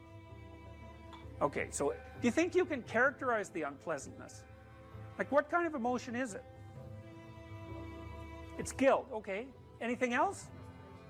Frustration? Yeah, so you're sort of frustrated with yourself. Yeah, you need a slap, right? You think, I need a slap. So, okay, so guilt, anything else? Anxiety? Restlessness? So that's kind of an agitation. Yeah, it's because your body knows you should be doing something, but you know, you're not pointing it in the right direction, so it's shame? Is that reasonable? So, okay, so the reason I was asking you about that is because, you know, most of the negative emotions are associated with neuroticism, but some of them seem to be associated with conscientiousness. And the conscientious negative emotions seem to be guilt and shame, fundamentally. And so recent research, and really recent, I only got this paper like a week ago, I think it's about 4 months old, seem to indicate that conscientious people feel less guilt, but they're more guilt prone. So if they don't do something, that makes them guilty, but they organize their time so they are doing the things they're supposed to do, so then they don't feel guilty. So anyways, back to the schedule. So all right, you think about your week and you think about your day, and you think, well, how would you improve the quality of a given day or a given week? Well, one of the ways of improving it is to not put yourself into the situation where there are things hanging over your head that you have to feel guilty and ashamed about, because that's a very unpleasant way of being. And you know, if you have an essay that's due in a week and you're procrastinating, then the fact that you have to do that essay can ruin the whole week. And even when you're doing something that's positive, hypothetically, it's kind of that horrible kind of positive that you experience when you know that you should be doing something else. And so that's when you end up watching YouTube videos about like dancing cats or something like that. You know, and it's at best it's a guilty pleasure. It's not a pleasure at all. You think like, what the hell am I doing watching videos of dancing cats, you know? But then you know that you're procrastinating, and that's low quality, very low quality existence. So if you use your schedule, you can think, okay, well, here's some times that I'm going to do this work. And then you can also sort of ask yourself about that when you're designing your schedule. Because you don't want to design a schedule like you're Adolf Hitler telling yourself what to do, you know, because you're not going to comply with it then. What you have to do if you're going to design a schedule is you have to ask yourself, all right, I'm going to set aside some time to study over the next week or to do this essay or whatever it is. How much time would I actually spend studying? An hour or two a day might be a worthwhile thing to schedule in, and I would say don't schedule in more than that to begin with, because then you'll fail and then you'll stop using the schedule. And so the other thing you want to do is you want to schedule in things that you want to do, and then you want to look at the day or the week and you want to think, hey, that's a week I'd like to have. If I had a week like that, it would be good. You know, I'd be caught up so that all that negative emotion doesn't have to accrue. And I would have done a bunch of things that I'm interested in doing, and at the end of the week I'd be in better shape than I was at the beginning. And if you treat a schedule like that, so that what you're using it is to design the days and weeks that you want to have, instead of using it as this little, you know, jail that you have to put yourself in that you're not going to do anyways, then you can learn to use them. And that's one thing you can do to make yourself more industrious, more conscientious. Follow a schedule. I've told people to learn to use a schedule, and people often hate schedules because they act as their own tyrants, right? They say, well, you have to do this unpleasant thing, and then here's another unpleasant thing you have to do, and then you have to do this unpleasant thing, and you do that for about 3 days, and you think, to hell with this, I'm not doing that, you know, and you fall off the wagon. That isn't what you're supposed to do with a schedule. You're supposed to use it to design the days that you would like to have if you were taking care of yourself. And so some of that is, you know, you wake up in the morning and you think, here's 5 things I have to do that if I don't do, my life will be worse. It's like paying bills, for example, or taking out the garbage. It's like you have to do those because otherwise things degenerate. So you got to put some of those in the schedule, because otherwise tomorrow is worse than today, and that's a bad trajectory. But you also want to build in things, you know, you've got to act in some sense like you're dealing with a relatively recalcitrant 9-year-old.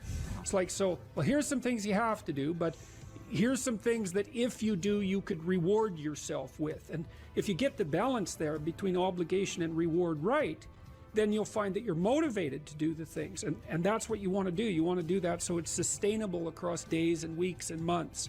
And so you got to treat yourself like a good boss would treat a valued employee, and not like a tyrant would treat a slave, because the slave will rebel. And, you know, people say, well, I don't follow through on my plans. It's like, well, A, they're probably not very well formulated, and maybe you're doing them because of an external moral obligation or something. They're not really your plans, right?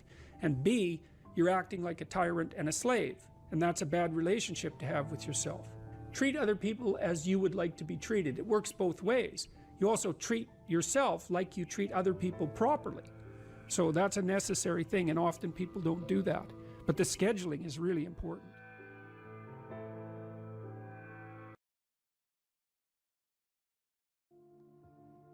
We've met some of your fans, and we got the impression they were all male fans, the ones that we talked to, and that they were struggling with their manhood, and that you give them this message that it's okay to be a man. It's not okay. It's necessary. What the hell are we going to do without men? You look around the city here, you see all these buildings go up, these men, they're doing impossible things. They're under the streets, working on the sewers, they're up on the power lines, in the storms and the rain. They're keeping this impossible infrastructure functioning, this thing that works in a miraculous manner. They work themselves to death, and often literally, and the gratitude for that is sorely lacking, especially among the people who should be most grateful.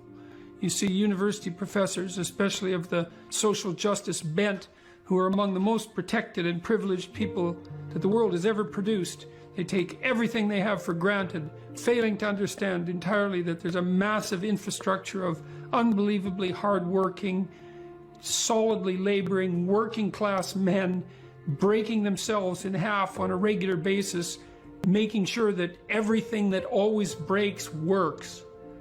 And so a little gratitude for that is in order. And it's very useful to tell everyone, not just men, that they have an important role to play, a necessary role, and that if they act properly and honestly and forthrightly, that they can put their lives together and they can help their families and they can make their communities better, and that that's not toxic masculinity, that appalling phrase. It's what keeps the world going round. If we had any sense, we'd understand that, instead of doing everything at every possible moment to label what we have in the West as oppressive and patriarchal and fundamentally predicated on power, of all the insane propositions.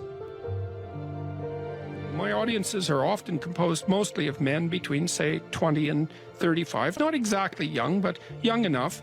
And they're desperate for a discussion about responsibility and fair play and noble being and working properly in the world, and the idea, and to hear the idea that their lives actually matter, that if they straighten themselves up and fly right, that they'll have a beneficial effect on themselves and their family and the community, and that the world is starving for that.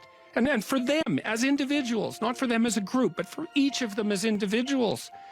So, yeah, it breaks me up. Every time the topic comes up, it breaks me up, because it's so damn sad, and we're so stupid. We're alienating young men. We're telling them that they're patriarchal oppressors and denizens of rape culture and you know, tyrants in waiting, and we fail to discriminate between their competence and their tyranny, and it's awful. It's so destructive.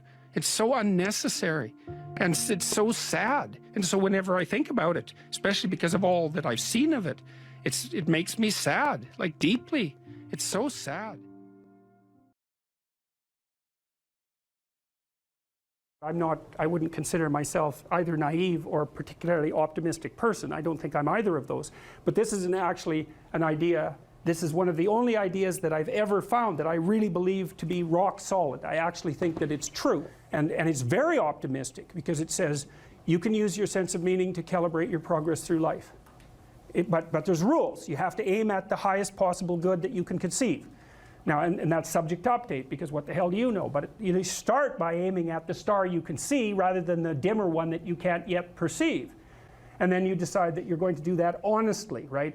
That's a big decision. So the first decision, I think, in some sense, is a decision of love.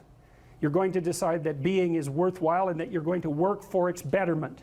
And that's a decision that's based on love. And the second decision is based on truth. Having made that decision, you're going to play a straight game. Having made those two decisions, I think that you can allow your sense of meaning to calibrate your pathway.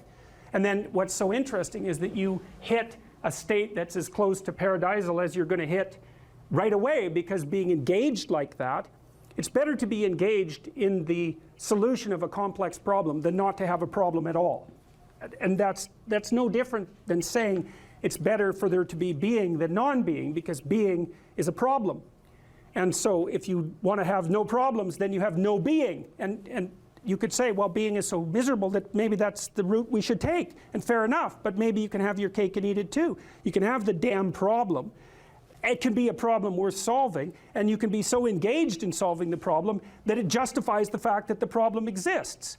And then you get to have you get to have the problem and the solution at the same time, and maybe that's better than not having the problem at all. And I believe that, because one of the things I have seen, and I've seen this being so interesting when I've been lecturing to people, especially more recently, and this has also manifested itself on YouTube.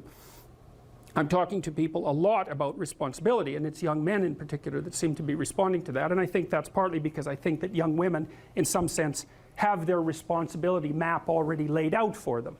It's also less voluntary in some sense for women, because they have more complicated problems to solve in the first part of their life, right?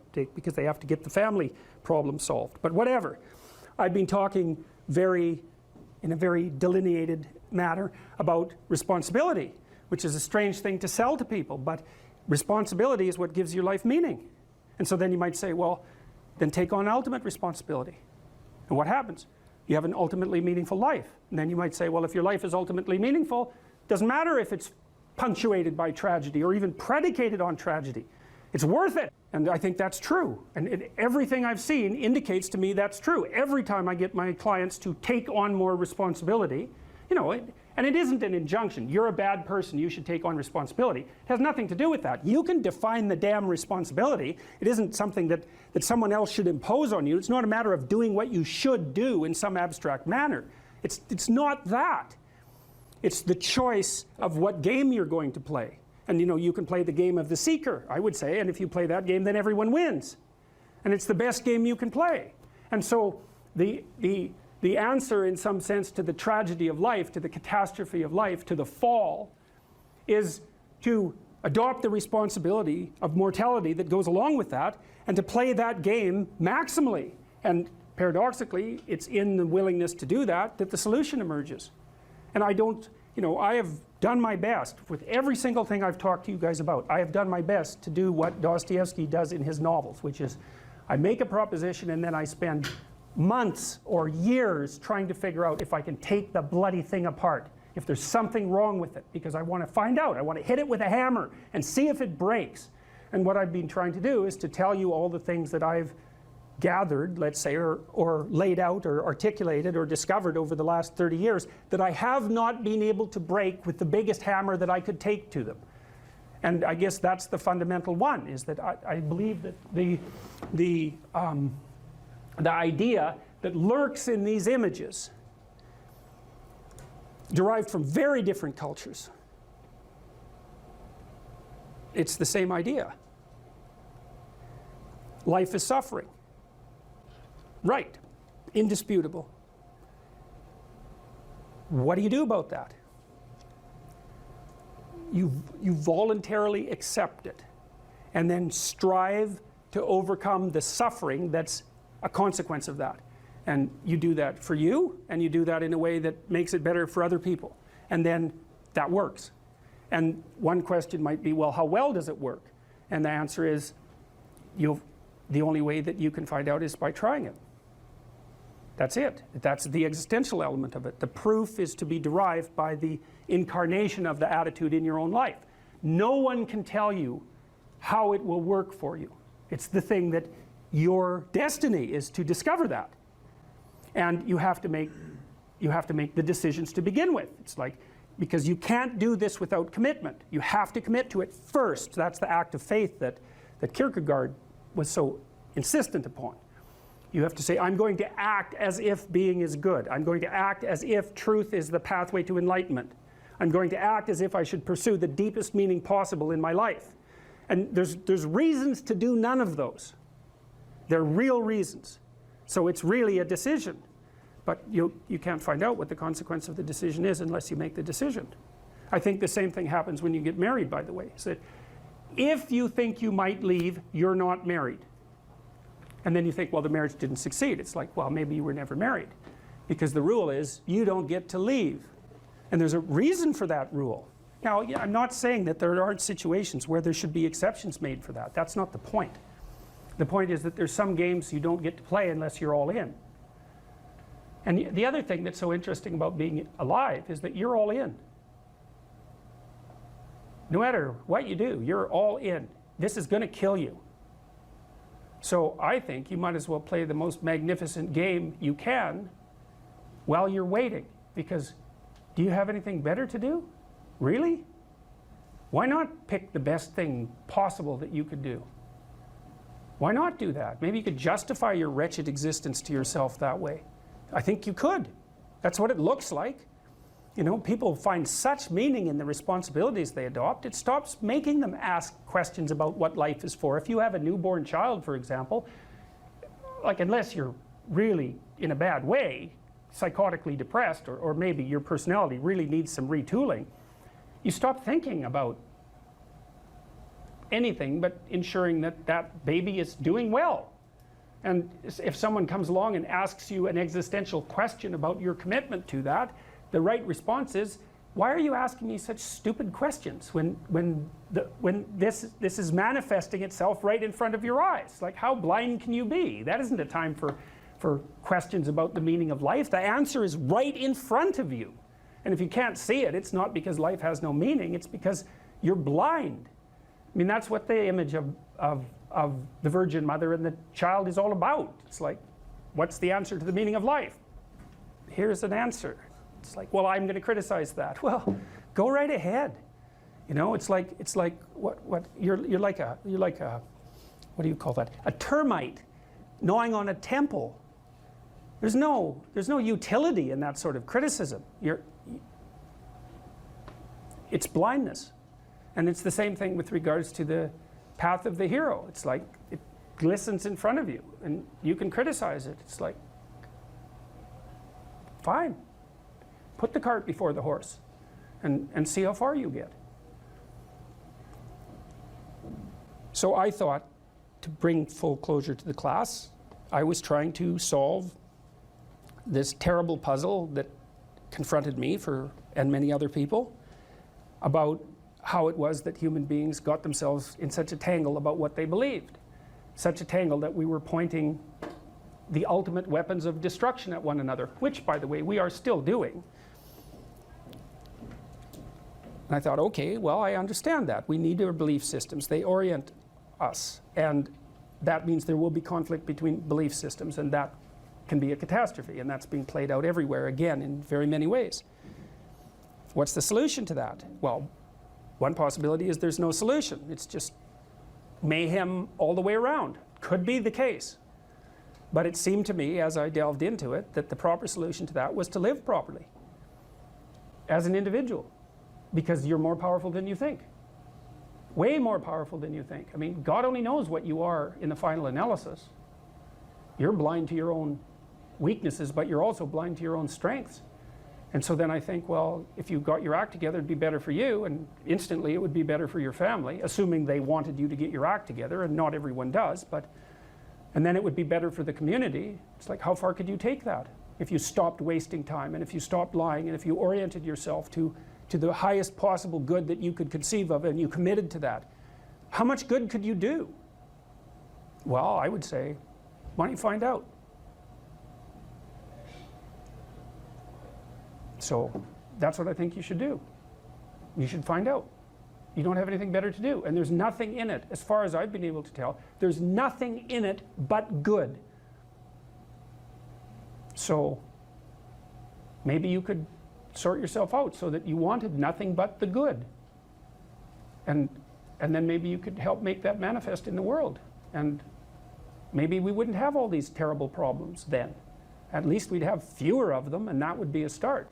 So it's the answer to the problem of humanity is the integrity of the individual. That's the answer. So, and states that are predicated on that realization are healthy. So, and states that aren't are doomed to stagnation and catastrophic collapse. And personalities that are predicated on self-tyranny and the tyranny of others are doomed to collapse. So, and then you think, well, what's the barrier? And the barrier is, are you willing to accept the responsibility? And part of the answer to that is, reduce the damn responsibility until it's tolerable. You don't have to fix everything at once. You could just start by fixing the things that you could fix. Or you could even do it more. You could do it with even less self-sacrifice. You could start by fixing only the things that you want to fix. God, you can get a massive way that way. So do it. See what happens. That's what you should have been taught in university right from the beginning. It's like, aim at the highest good. Tool yourself into something that can attain it. And go out there and manifest it in the world. And everything that comes your way will be a blessing. And so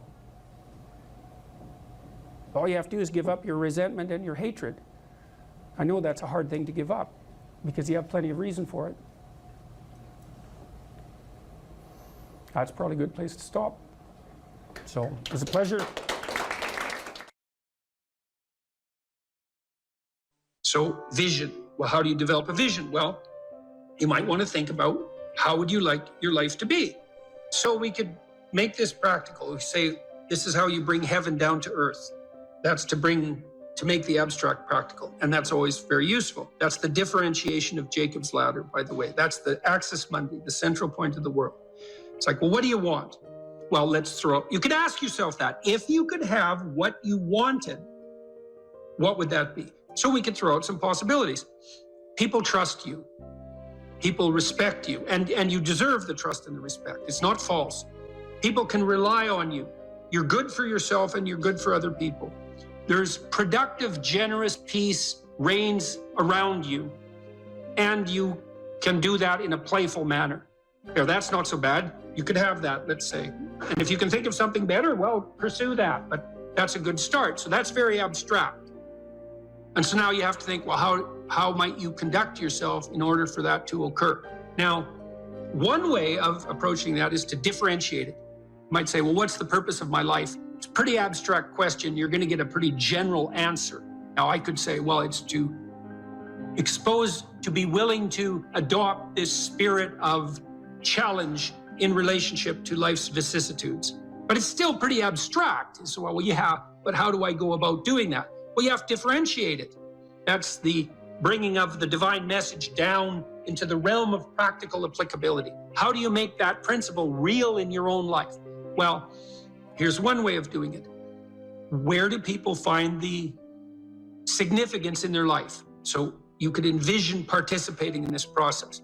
Well, what do people generally need and want? Well, here we can make a list. So this is, imagine we're taking that general principle. That's the golden cap of the pyramid. That's even the eye above the pyramid. That's another way of thinking about it. It's this superordinate principle, uniting monotheistic principle in some real sense. Now we have to differentiate it. Well, most people would like an intimate relationship. Okay, and so what does that mean? Well, intimate means physically intimate, but it likely means emotionally intimate, and it probably means iterating across some reasonable period of time, unless you just want everyone around from whom you're deriving physical gratification to be the whim of the moment, in which case you're basically a psychopath, and I wouldn't recommend that as a pathway forward. You're a narcissistic psychopath, and you might think, well, I get what I want. It's like, well, no, you won't, because your life will degenerate. So that's a bad theory. So you want an intimate relationship, and then you're going to have to treat that other person, well, how? Well, you can win an argument with your wife today, but then tomorrow, there she is in all her defeated glory. And so I don't know what the victory is going to win you.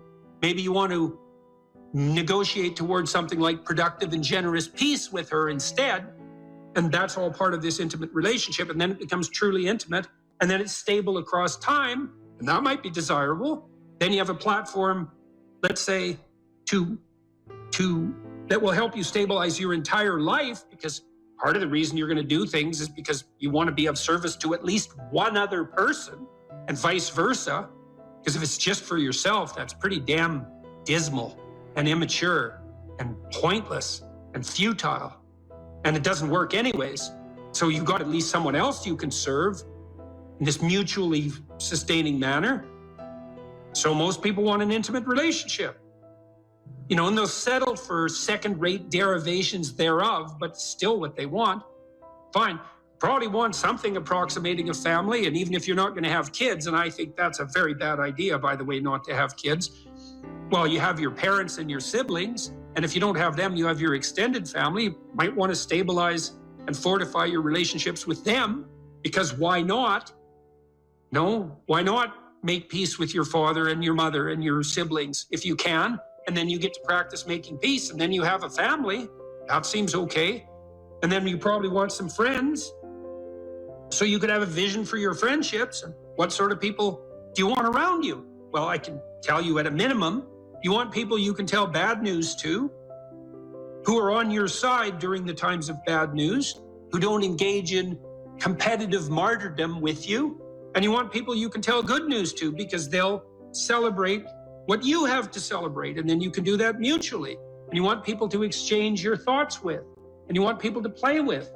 And you probably want that to iterate across time, because then you get to know each other and you can foster each other's development in a more profound manner then. And so you're going to be pretty miserable and not very sane without friends. So probably some friends aren't a bad idea. How about a job or a career? Well, why? Because the fundamental state of human being is one of deprivation, and you have to work to address that. So you have to work. And it could be a job, which is something you have to do because you're paid, but hopefully there's some vocational element to that, that you can find some deep intrinsic meaning in your work. And you can certainly do that if you're working with your hands. You can find a sustaining meaning in the responsibility you take in relationship to your job and your career. And then I would say also, if you're good at it, so you're skilled at what you do, plus you're a good team player, I don't care where you're working, it could become a real center of the world for you. You know, when I was a kid, 14, 15, 16, I worked in restaurants for years, and I really liked that. And that's a very complicated thing to do, to work in a restaurant. I was just a dishwasher and then a cook. As I moved up the ladder, let's say, and I learned to cook and I learned to clean and I learned to be hospitable and I learned to work in a complex, dynamic environment, because a restaurant is exactly that. And, you know, I got along with the people I worked with, and I came to work on time and I did my bloody job and I tried to do it right. And so most of the people who were my superiors, so to speak, were happy with me. They wanted me to be there and I wanted to be there. You know, it was still a pain when I was a kid sometimes to have to go to work when my friends were out, you know, drinking beer at the local river. And I might have wanted to do that instead. But fundamentally, immersing myself in that environment was positive in every sort of way and made me more responsible and mature. And I enjoyed it a lot. Many of the best memories I have from my adolescence in particular are the times I spent working in the restaurants that I worked in. And you can do that in a masterful manner. You know, there are great restaurants where you walk in and everything's perfect. It's so hospitable. Everyone is treating everyone else extremely well. The food is of immense quality. Like, that's a paradisal place. And you can work to make that. I don't care where you're working, you can work to make that happen. You can treat the people around you right. You can treat your customers right. You can shed your bitterness and your resentment. You can take on the lowly status of your beginner job as if it's also a field of unlimited opportunity, which it is if you can get your head around it. And then that can be part of the vision of your life.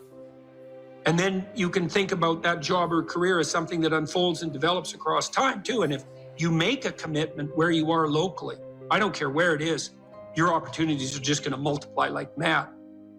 You know, so like if you're a short order cook at a restaurant, you have a single shift and you're a really good cook, you'll find pretty soon that the restaurant is much busier when you're cooking and that people are pretty damn happy to be there. And you'll get a reputation with your boss. If he or she has any sense and any greed of the proper sort whatsoever, they're going to recognize you. And then, you know, maybe you move from that restaurant to a restaurant with more possibility, or at least somewhere else with more possibility.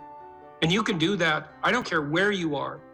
If you have the opportunity to have a job and you're not working with people who are entirely tyrannical and pathological, if you make the right sacrifices in that position and you have the proper vision, which isn't based on resentment, oh, why do I have to do this stupid job? It's like, well, it's going to be a stupid job if that's the attitude you have towards it.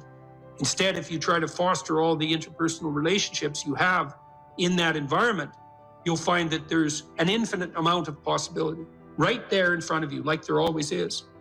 And so, what else? Well, how about some education? You know, you're probably not as informed as you might be, and probably something interests you. It's like, well, why don't you delve into that a bit more and make something more of yourself? Educate yourself to the limits of your intelligence and make a plan for that.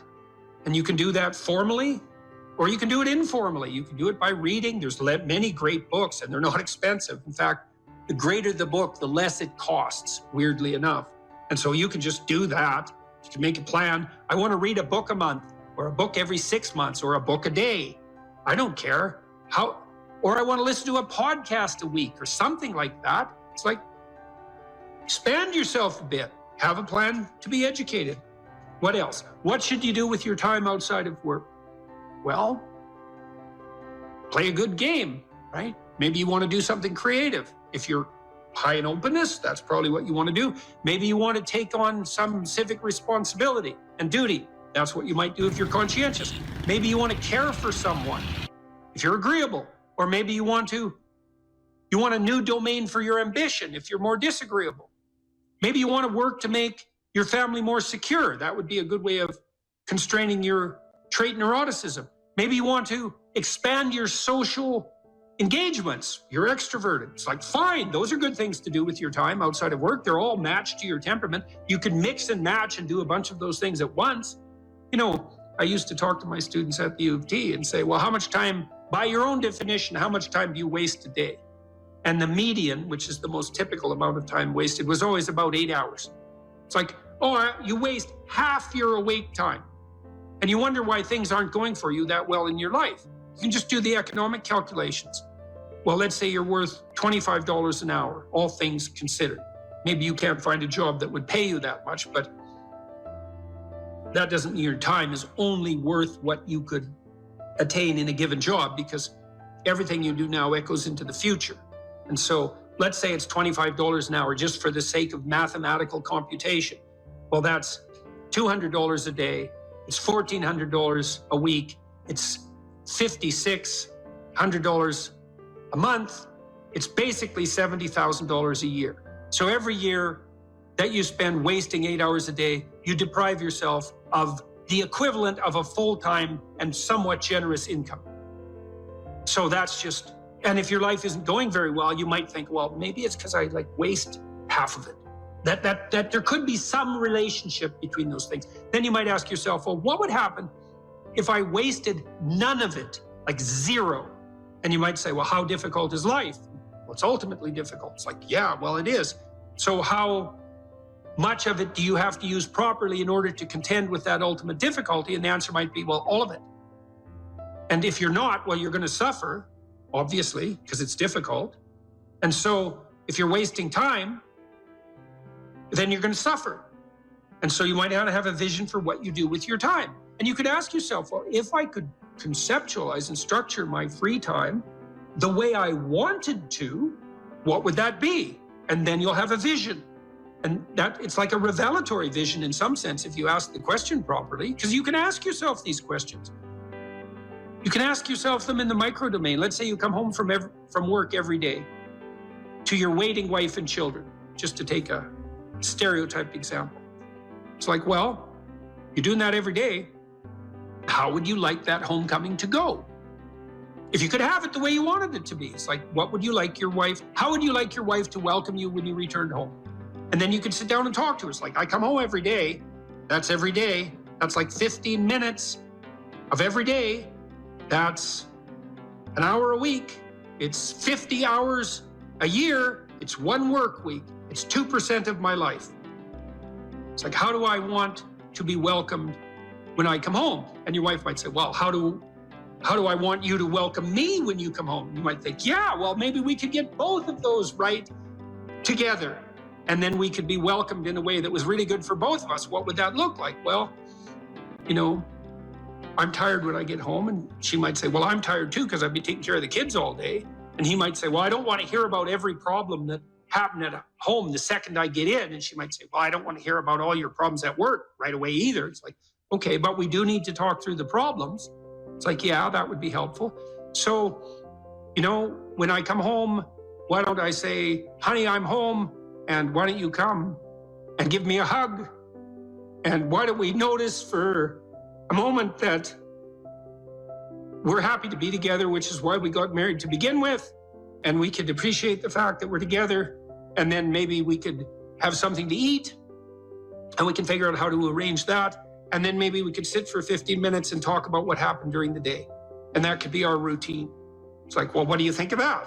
Well, here's how I'd modify it. It's like, okay, let's modify it that way. Well, then we'll implement it and see how it works. And then it's like 2% of your life fixed. You do that 50 times, which isn't that many times. So 100% of your life is fixed. And then when it's fixed, you can even make it better. And doing that 50 times is just not that much. And lots of things iterate, right? You do the same thing every day. You get those things you do every day right, man, you're on the way to having your life together. That's the ritualization of time and space in some real sense. And the application of what's essentially a religious attitude to all the elements of your life that you might otherwise regard as mundane. Oh my God, I have to do the same thing every day. It's like, hey, that's your life, man. The things you do every day. Get those things right.